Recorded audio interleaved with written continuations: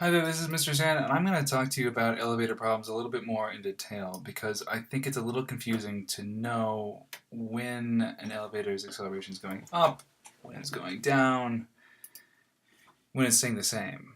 So I'm going to go through the four different kinds of scenarios here. But before I do that, uh, I said in the other video that the sum of all the forces um, equals uh, in the elevator problem, it's just going to be these two forces right here. And you're always going to be finding this normal force. And that normal force is what the scale reads. It's also what the weight is of whatever person standing on there. It's usually Carlos. And this force due to gravity is always the same if it's the same person. So in Carlos's case, this is always going to be his mass times his acceleration due to gravity, which is negative 9.81 meters per second squared. Okay? And you're always going to be trying to find the normal force in these problems. And the sum of all the forces, well, what that really means is if you've got this Carlos in this situation where he's in an elevator and the elevator is either going up or going down or whatever, let's just say that the acceleration here overall is upwards. Let's say his acceleration just happens to be like 1.2 meters per second squared. They say the whole elevator is moving up with an acceleration of this, or is moving down with an acceleration of this. What this means is that the sum of all the forces here, all added together, so that's the force, this is an acceleration vector, by the way. It's not a force vector. In fact, I'll just erase that right now. That's just the acceleration you're just seeing right there, just the acceleration. So you've got a couple forces that are involved here. You've got the gravity, the force due to gravity, that's Fg, and you've got the normal force, which is Fn. Those two are the two forces that are working on in the system right here for Carlos. If you've got a situation where now his overall acceleration is going upwards, that means the overall force, these two forces combined, both of these forces together will be a sum force, or some might like to call it a net force. So the net force is going to be these two added together. This is force net. Okay, and when we say that, like to say that we've got an acceleration going upwards here. Well, that for the force net, we know what the mass of Carlos is, and we just need the acceleration now. Okay, and that's always given to you in the problems. Now, what's not always given to you is the direction. I always think that the positive is up and negative is down. That's just how I kind of view the world, up and down, from the horizon, from the floor, you could say. So if you're in an elevator, we've got four different scenarios where we're accelerating positively in this direction, or we could say it's accelerating negatively in that direction. Okay? So here's scenario one. You're going up and you're getting faster. Sometimes we call this scenario speeding up. Speeding up. Okay, first I'm gonna walk through the intuition, and then we're gonna see where the acceleration is pointing. Okay, you're going up, it's getting faster. Let's think about what it's like when you're in an elevator. When you're speeding up and you're going up. What does it feel like? Do you feel like you're pushing down farther, like you're getting squashed? If it does, that means that the acceleration is going upwards. Okay? The acceleration, you're getting pushed up. There's a force pushing you up. So you've got acceleration going upwards. Okay? Just like if you've got a car, let's say you've got a car here, and let's just look at it sideways. And you're speeding up, you're going to feel like you're getting pushed backwards. Just like here, if you're speeding up this way, if you accelerate here, we know that the acceleration is in that direction, but you're going to feel that you're getting pushed into the back of your seat if you're accelerating forward here. Here, you're going to feel like you're getting pushed into the floor of this elevator if you're accelerating upwards. So you're going up, you're getting faster, or you're speeding up. The acceleration is positive, so that means it's a positive number. Now let's go to going up and slowing down.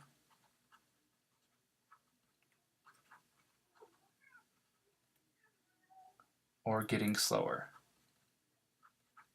Same thing. I should make this more consistent, so that's going to be in parentheses right there. Getting slower. Okay, so if you're at the top of this, like let's say you're going up and you're getting to the top of where your floor is, you're going to feel, what are you going to feel when you're in an elevator and you're getting to that point, you've been cruising along, you've been going at pretty good velocity, and then all of a sudden you get to the floor, you can feel a little bit lighter, don't you? Well, what's happening there? Well, you've gone from a constant velocity to 0 meters per second. Let's say you're going, and then you just stop. Well, what must be happening there is that your acceleration is going in this direction. It's going downward, so the acceleration is negative in that case. Okay, so you're going up, and then it goes to 0. Just like in a car example, if you go from some kind of velocity to 0, then your acceleration is in this direction here. Okay, it's no longer accelerating forward. If you're going at a constant velocity and all of a sudden you go to 0, well, your acceleration is a negative acceleration. It's going left in this case, if you're going at a constant velocity and then stopping. Okay, so this is the second scenario. Going up, but you're getting slower. Now let's try going down. I'm going to use a different color for going down. Going down. Going down. And let's say you're getting faster. And here's where the terminology gets confusing, because let's say you're speeding up.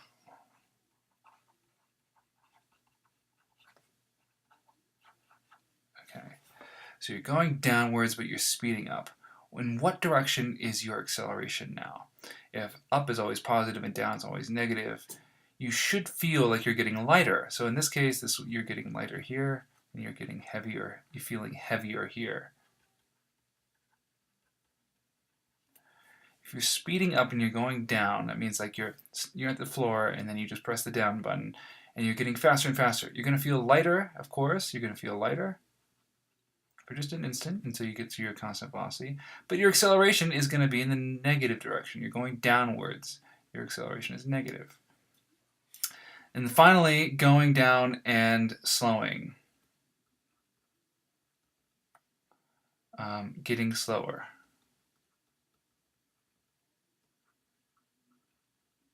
Or slowing down.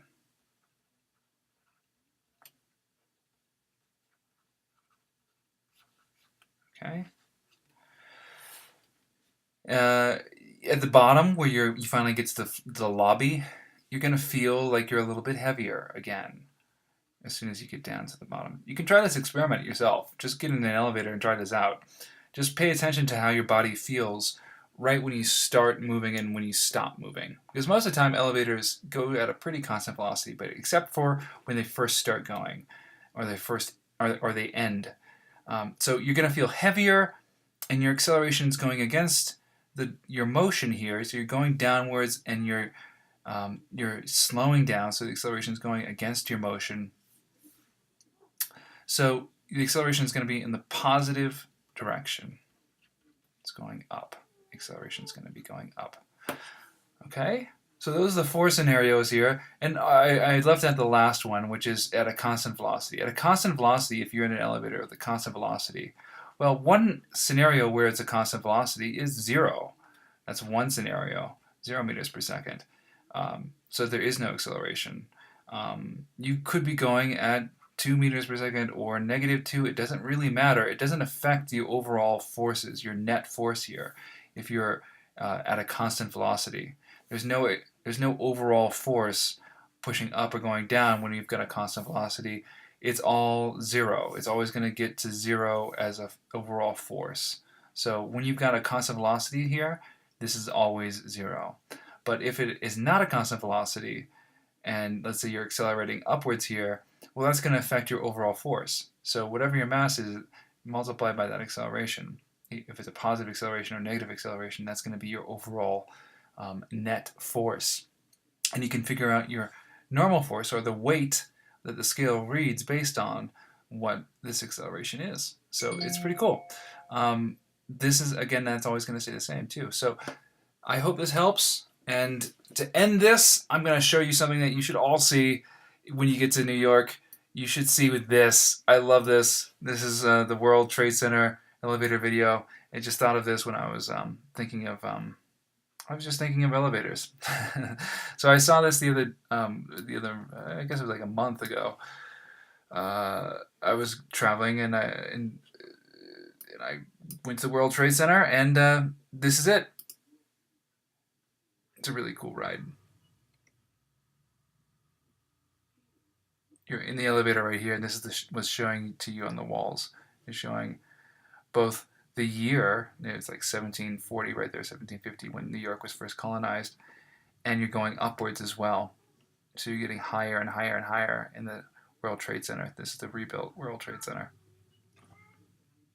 1920. I think this is pretty cool. While you do this, your ears are popping and you're getting really, really, really high. And you feel a little bit strange how high you're getting. And now it's up to 2010, 2011. They're building the World Trade Center. And then you get to the very top, floor 102, and you step out. It's pretty cool. Anyway, I hope you enjoyed this, and that should help you solve some of these elevator problems here. Okay, let me know if this doesn't help. If you need more explanation, different explanation, I'm happy to make you more videos. Okay, bye.